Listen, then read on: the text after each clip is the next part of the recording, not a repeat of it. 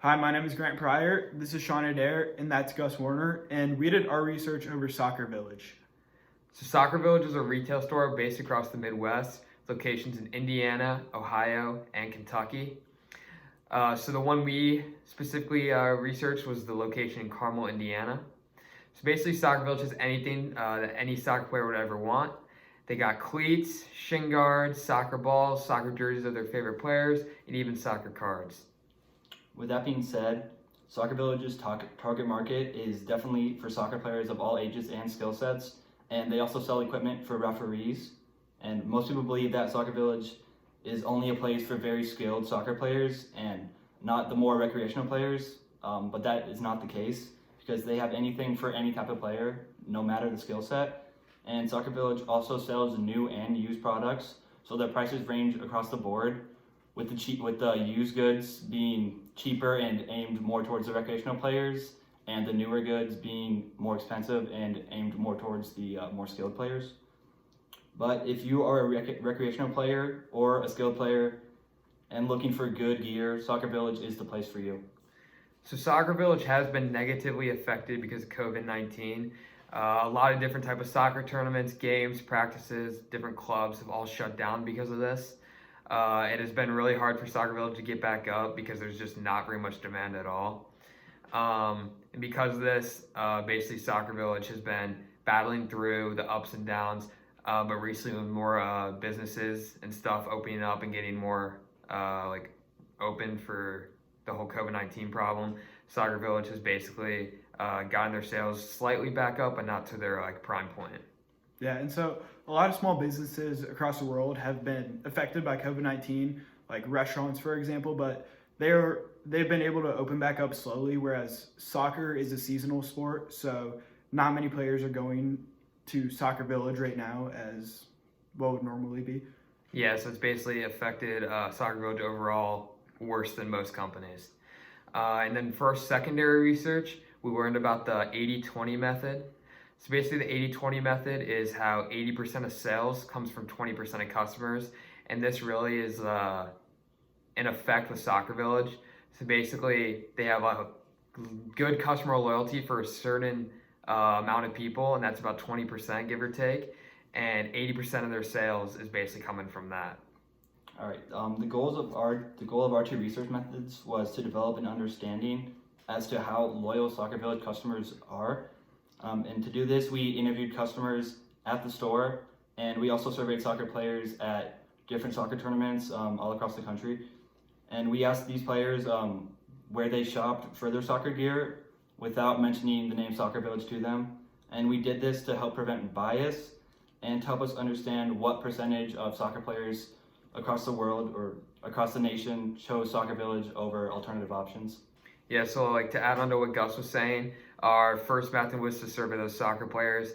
And at the beginning, we were bringing up do you know Soccer Village, or how many times have you been to Soccer Village? And with different variety in age groups, the younger, more shy players tend to kind of just agree or say yes and not really have any idea really what we're saying. So that kind of led to inaccurate data. And then as a result, we did change our questions to open-ended questions, such as where do you shop for gear, or different types of questions like that to make them give more information to see what they really shop for. And this led to a way more wide range of views.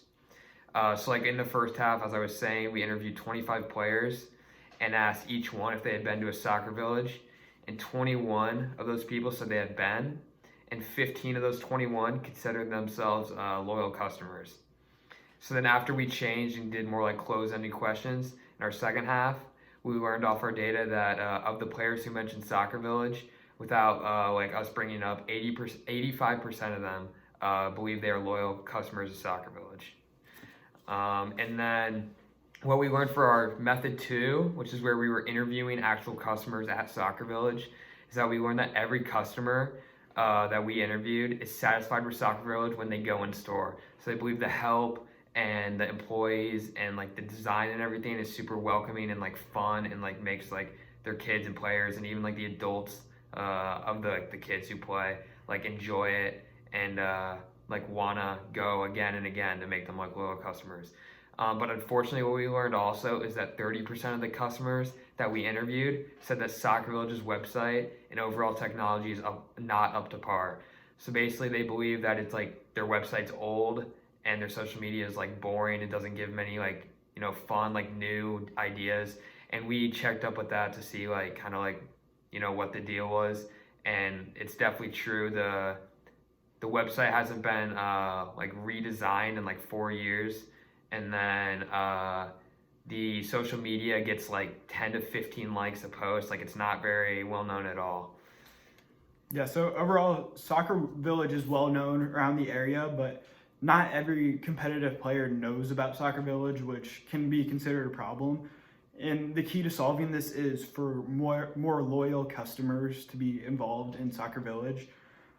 So a change in social media and in the website would definitely be a fix for these problems. Like Sean said, the posts only get like 15 likes per post.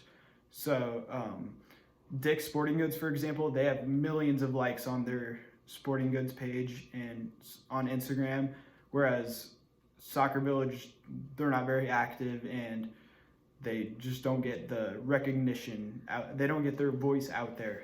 I think to add on to what Grant was saying is that Soccer Village can be active, but it's like when they post, they don't put much effort in it. It's just kind of like a random picture they might find online, or just like one simple picture of like a soccer ball, and it's like got like a white or a boring background, and it doesn't look new at all, and it really just doesn't catch like consumers' eyes at all, which could definitely be very much improved. And then to add on to the data that I was saying previously is that when we were interviewing those customers at the store, 10 out of 10 of them were happy with like the employees and in-store help. And then 10 out of 10 said they will go back to the store. But 3 out of the 10 were very like dissatisfied with the website. So they could do a lot of work with that. Mm-hmm. So like Dick's Sporting Goods, for example, they're a really well-known company. They have promotions on Instagram. They have sponsorships where random followers will see their posts and their new products, which will encourage them to come to their store and at least look at them, if not buy them. So one way that can change is just to promote their social media and their website in general, and they can do something like hand out flyers to customers that come into their store and buy products to promote their Instagram page and get their voice out there. Yeah, and then another idea for the strategic plan is to look into partnering with more like professional soccer players. So like I played soccer and I knew like it'd always be cool like if I could like meet or see any type of professional soccer player. So if they could do some sort of sponsorship deals, or could even just have them come to their store like maybe even once a year, but like put it out there and let people know and let anybody visit for free, get autographs, something like that, it would definitely help them out and make people want to come back and be like, man, Soccer Village is cool. So I think that's definitely one smart idea that they could do. And then with those professional soccer players, they could get into advertising with them. So like they can like sign some sort of deal that will make them like advertising strictly for Soccer Village. And it could almost be like those players can be known like with their brand. And then I think the main thing is like kids would get very excited, like I said, and it'd make them like want to keep coming back. And then another idea is to send employees to different soccer camps, practices, or tournaments. So mainly I think soccer camps would be a big one. So like in like the Indiana area, there's like soccer camps such as like Butler University Soccer Camp, Indiana University Soccer Camp, stuff like that. And like one of our ideas is that you can get just an employee from Soccer Village, doesn't have to be anything special, just send him down and they can give him like water bottles that say Soccer Village on it, or maybe even like some soccer balls or whatever it may be. And then maybe make a competition out of it. So you go down to like one of these camps, and basically you just like maybe you talk to them, tell them about the company a little bit, and then you can like play some sort of game or some sort of competition, and then like the winner of it can be called like the Soccer Village MVP or whatever. So then they give them like, who knows, maybe a signed jersey or something from, like I said, one of these pro soccer players that they're associated with, and it make these kids want to come back to the specific camp. So it's a win-win for the camp and a win-win for the Soccer Village, and it bring in more demand overall for Soccer Village. You bring in more demand for the camps, and it's just an overall win-win idea. All right, so for our proposed budget, we believe that Soccer Village should use up 12% of their revenue on advertising. This will allow them to bring in new customers without wasting too much of their own money. Soccer Village typically pays 1 to 2 employees at a time. This means that they can spend more money than most businesses on advertising because they don't have to worry about using that money on employees and employee paychecks and all that. A typical business spends 7 to 8% on advertising, but it would make more sense for Soccer Village to spend more money on advertising because it is a smaller business and advertising would help them get their name out there and, as I mentioned earlier, bring in new customers. Yeah, and like to add on Gus's point, I feel like the main thing for Soccer Village is like everybody thinks they have good quality. Everybody thinks they like what the store is, and like as you said, they're only paying like 1 to 2 employees like at a time. So like they should spend a lot of their extra money on either advertising to get their name out there, bring more people in, or like their social media and different type of technology to just overall improve their brand. And then I think that's it. You got anything else to say? Nope. No? All right. So thank you for watching. Yeah, thank you so Yeah, much. you guys have a great rest of your day.